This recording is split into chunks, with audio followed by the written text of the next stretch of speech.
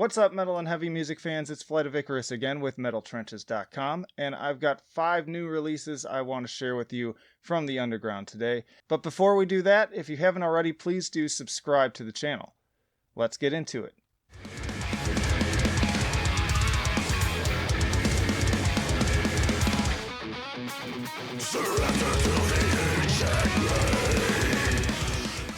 Alright, first up we've got Connecticut progressive death metal band Frogg, seriously defying my expectations with this pretty impressive self-released EP.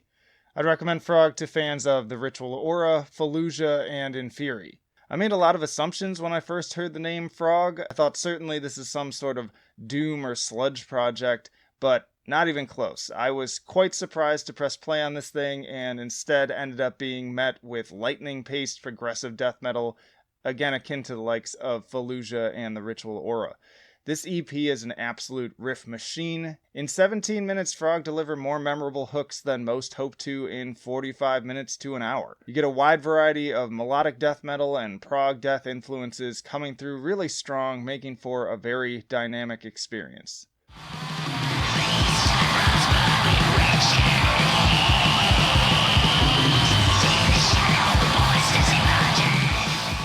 Alright, next up we've got Swedish band Reaper delivering raw and ripping blackened thrash metal for Satan himself via Iron Bonehead. I'd recommend Reaper to fans of Venom, Rebel Wizard, and Early Mayhem. Unholy Nordic noise is absolutely despicable and abhorrent in all of the best ways. The tin can production, the inhuman croaked vocals, the haphazard punk riffing, all purposefully designed to scare off the straights and normies. To all the burgeoning tipper gores out there, this is what you get when you try to curb the unstoppable tide of heavy music. If you strike me down, I shall become more powerful than you can possibly imagine.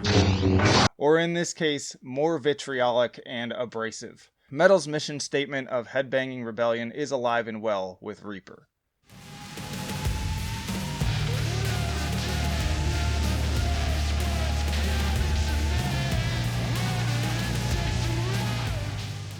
Moving along, we've got Oakland, California sludge band Lament Cityscape, added again with a new EP of atmospheric angst.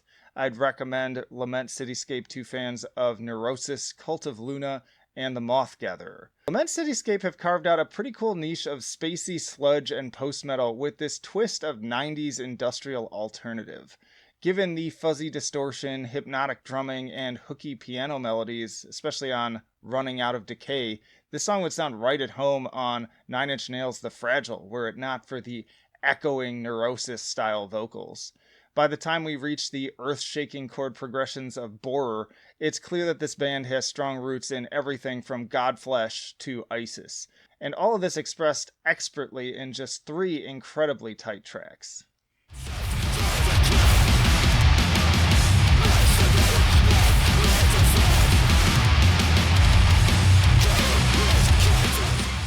Alright, then we've got Manchester, UK metallic hardcore crew Leeched continuing their reign of impenetrable, expansive bleakness via Prosthetic Records. I'd recommend Leech to fans of Left Behind, Wolf King, and Code Orange. Rivaled perhaps only by Fallen Limbs, the guys in Leeched are seriously on point when it comes to naming their albums. You Took the Sun When You Left was one of the heaviest and most miserable albums of 2018, and To Dull the Blades of Your Abuse seems on pace to claim that title once more in 2020.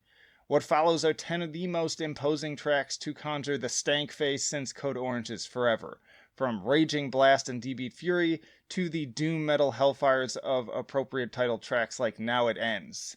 Nails, Harm's Way, Vain, you guys better watch out because these guys are coming to steal your thunder as the best sonic steroids to fuel your latest weightlifting session.